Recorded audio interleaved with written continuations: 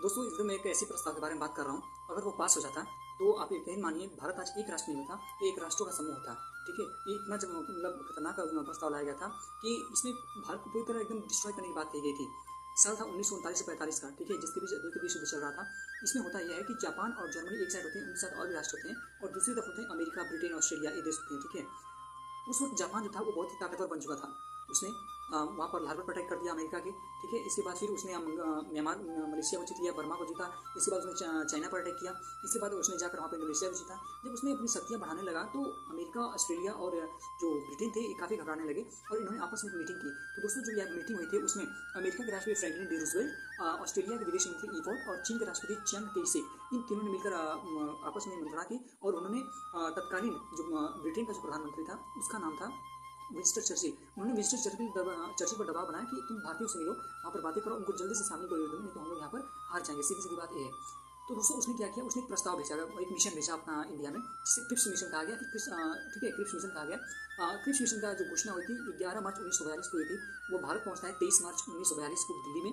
इसके बाद इसका उद्देश्य क्या था, मैंने बताई दिया शुरू में। इसका उद्देश्य था द्वितीय विश्व युद्ध में भारतीयों को शामिल करना। ठीक, इसका अध्यक्ष है स्टैफोर्ड क्रिप्स।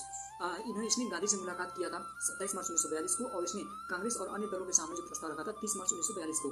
कांग्रेस की तरफ से जो थे वे जवाहरलाल नेहरू, मौलाना अबुल कलाम आजाद जी थे। डिप्रेस्ड क्लास की तरफ से जो थे वो डॉक्टर बी आर अम्बेडकर थे। मोहम्मद अली जिन्ना मुस्लिम की तरफ से, ऐसे तमाम लोग थे। ठीक है, इसके बाद दोस्तों यहाँ पर जो है इसमें क्रिप्स मिशन में जो मुख्य बातें कही गई थी, एक तरह से रेमेडिया पार्टी की बात कही गई थी, जो कि हमारे आजकल के इंडियन कल्चर में बहुत ज़्यादा यूज की जाती है, फ्री की चीज़ें।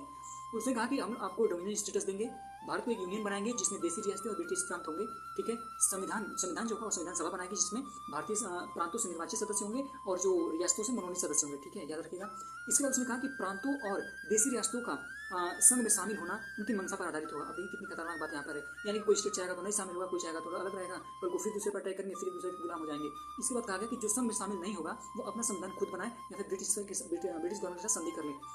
ये तो उससे ज़्यादा खतरनाक बात हो गई कि एक ही जगह, जैसे हमारा इंडिया है, मान लीजिए उत्तर प्रदेश एक अलग नेशन हो जाता, छत्तीसगढ़ एक अलग नेशन हो जाता और उनका अलग अलग संविधान होता, क्या होता, तो बहुत सारी दिक्कतें हो जाती। तो क्रिप्स मिशन एक प्रमुख बिंदु थे। ठीक है, गांधी जी ने उनकी चालबाजी को समझ लिया और इसमें एक बात और कहेगी कि वायसराय की जो परिषद होगी सभी भारतीय होंगे। ठीक है, ये तो देखिए लालच देने वाली बात हो गई, लेकिन गांधी जी जानते थे कि वे ऐसा नहीं कर सकते, वे अपनी बातों से मुकर भी सकते हैं। इसलिए गांधी जी ने इनकी चालबाजी को देखते हुए उन्होंने इस क्रिप्स प्रस्ताव को पोस्ट डेटेड चेक कहा था, यानी कि ऐसा चेक जिसकी डेट तो काफी पहले बीत चुकी है, यानी कि मांगे तो बहुत पुरानी है ना, इनसे हमें आगे सोचना है, हमें पूर्ण स्वराज चाहिए। तो गांधी जी क्या करते हैं, इस चीज को मना कर देते हैं और फाइनली जो होता है यह क्रिप्स मिशन जो होता है वो फेल हो जाता है। और क्रिप्स मिशन में फेल होने के बाद जो इसका परिणाम निकला वह निकला भारत छोड़ो आंदोलन के रूप में, जिसे महात्मा गांधी जी ने चालू कराया ग्वालियर टैंक मैदान वहाँ मुंबई से। ठीक है, उसकी वीडियो के बारे में हम लोग नेक्स्ट वीडियो में जानेंगे। साथ साथ मैंने अन्य बातें बता दी हैं, मिलते हैं।